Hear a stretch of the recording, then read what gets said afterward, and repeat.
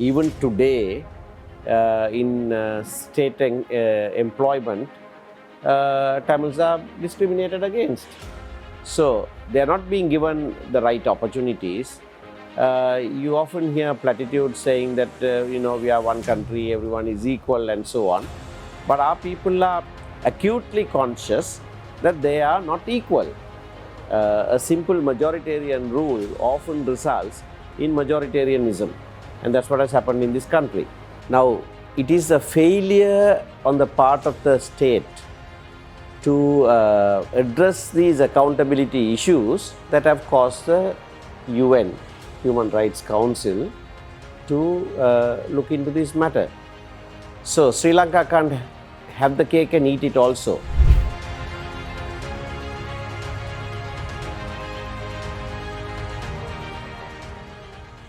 Welcome everyone.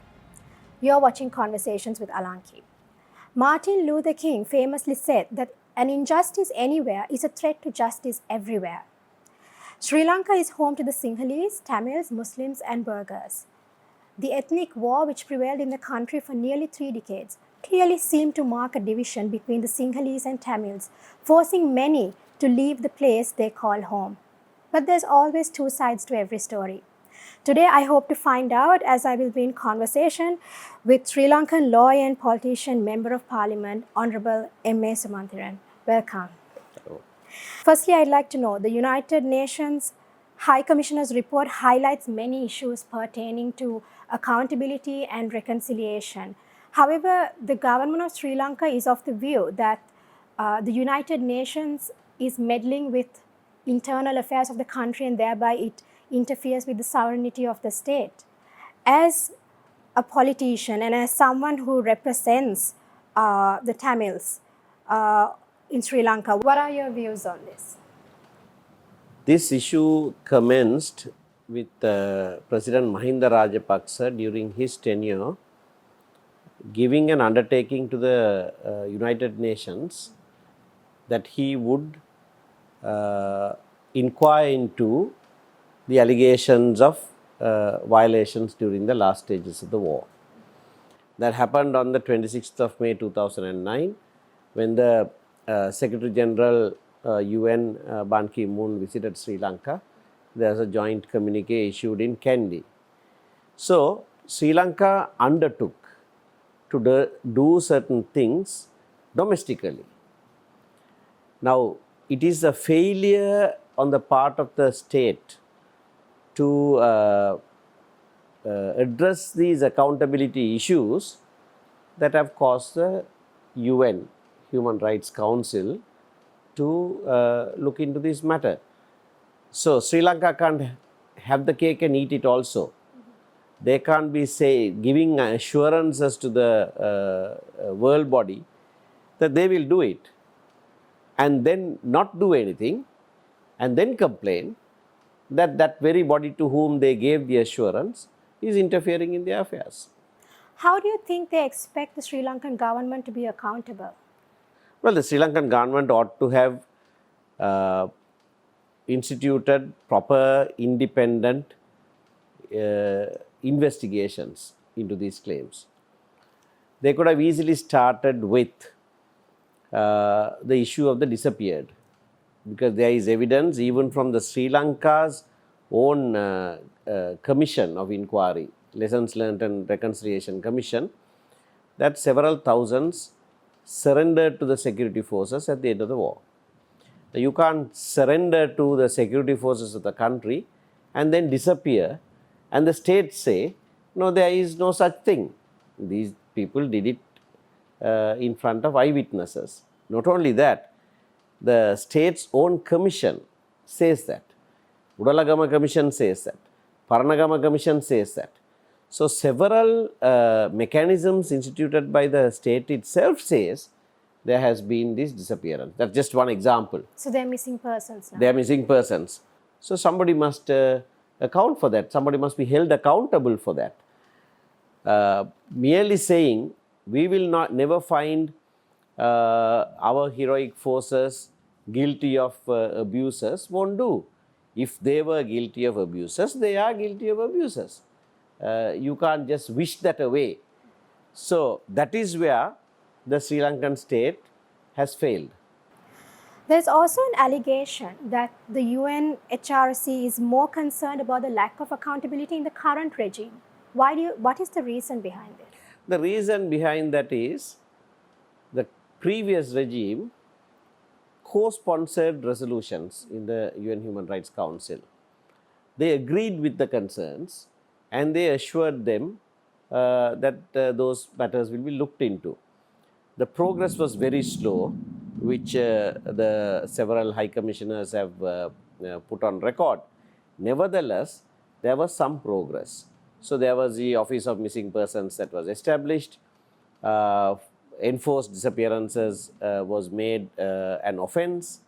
Office of Reparations was instituted. There were drafts for a Truth Commission for the repeal of Prevention of Terrorism Act. There are many things in the pipeline.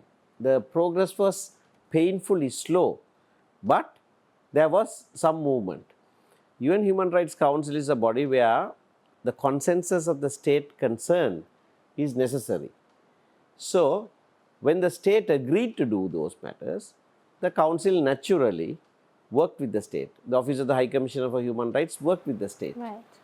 But now, this regime has written a letter and informed the council last February that they will not cooperate. Full stop. So then there is nothing to work with the state. So there has to be other measures now taken because the state says we will not cooperate. But if the state doesn't cooperate, how do you go ahead with this? Well, there are ways and means. The UN Human Rights Council cannot pass resolutions that are binding on any country, but that's a multilateral forum. But there are countries which are members of the council that can take various bilateral actions. And the high commissioners have repeatedly encouraged the member states to take such actions. For instance, to utilize universal jurisdiction, to impose travel bans and bring on other sanctions. Already we have a travel ban imposed on the army commander and his immediate family in the US. So those measures can be taken if the Sri Lankan state does not comply with its own obligations. Also, Mrs. Sumanthiran, there are many Tamil people who fled the country due to the war and due to discrimination even before the onset of the war. If these people are to return to Sri Lanka, what do you think they would expect from the Sri Lankan people and from the Sri Lankan government? Well, most of those who fled due to violence unleashed on them. Way before any armed group emerged from the Tamil side, Tamils were subjected to violence, periodic violence, 1956, 58, 77, 83 was the biggest. By 83, there were armed resistance from the Tamil youth. But well before that, there was violence practiced on the Tamil people. So those who fled due to violence unleashed on them. So they went with bitter memories and they still are stuck in that memory, that time. But during the last 4-5 years, we had a situation where when the Sri Lankan government was willing to make reparations, willing to address the root cause and change the rules of engagement between the communities in this country, they were willing to return. In fact, there was even a draft made for diaspora to return, called the Diaspora Declaration. But unfortunately, the constitutional project did not succeed. It dragged out, and then with the draft, it came to a standstill. If we had made progress in that, then surely the Tamil diaspora would have returned voluntarily, saying that they are coming back to work for the betterment of this country. The LTTE demanded for a separate state. Do you believe in the need for a separate state? No, I don't believe that a separate state is the answer to this issue. But the Tamil people were forced to call for a separate state. It was not the LTTE that asked for a separate state. It was the Tamil United Liberation Front, the precursor to our political party, that demanded that in 1976, when in the first Republican Constitution of 1972, we were left out of the national life. We were thrown out of the national life. Constitutionally, Sinhala was made the only official language. Buddhism was given primacy of place. Every amendment we brought to basic resolutions when that constitution was being made was defeated by a majority vote. So we had no say, right? We were shut out. So when we were shut out, we said, all right, then let us go. That was the call. And LTT came in thereafter, and the youth joined the struggle. But when there was a change made to the governance structure of the country in 1987 through the 13th Amendment, when sharing of powers of governance was made possible through the agency of provincial councils, we said we will not pursue the goal of a separate state, but rather work to make that arrangement for power sharing a meaningful one. Our position is that what was created through the 13th Amendment is not a proper power sharing arrangement, and that needs improvement. And we were willing to work for that. And we have, from that day onwards, we have given our everything to arrive at a consensus situation through various processes during President Premadasa's time, through a parliamentary select committee, Mangala Munasinghe, during Chandrika Bandaranaike's time, 3 proposals were brought. During Mahinda Rajapaksa's time, an APRC report came. All of that say greater power sharing arrangement. These are all government proposals, and we are willing to accept that. Unfortunately, because fighting has ended, the government now thinks that there is nothing to settle. That's the unfortunate part. You do believe in devolution of power. Do you think there are obstruction in terms of devolving power? Yes. Even what is contained in the 13th Amendment to the Constitution has not been fully implemented. That is why President Mahinda Rajapaksa repeatedly assured India, there are 3 joint communiques with India, where he said 2 things. He said full implementation of the 13th Amendment to the Constitution, and then he said, and going beyond to achieve meaningful devolution. So he considered that 13th Amendment was not fully implemented. We know that land powers, police powers have not been implemented. So he assured that full implementation, but not only stopping with that, going beyond to achieve meaningful devolution, thereby conceding that even the 13th Amendment arrangement is not a meaningful arrangement. So you do believe that changes need to be made in terms of it? Yeah. And there are many Tamil people who migrated to other countries. And I'm happy to see that they're actually doing really well, and many are successful. Do you believe that if they had remained in Sri Lanka, the same opportunities would have been open? I don't know whether the same opportunities would have been open, but certainly their contribution to the economy of the country and the national life of this country would have been immense, and the country would have been richer for it. And moving on to the final question, I'd like to know, why do the people of the North have very limited opportunities in terms of in jobs and employment? Is it not possible to develop opportunities with the resources available? Well, there was a planned discrimination practiced in the areas of higher education and employment. That happened in the 70s,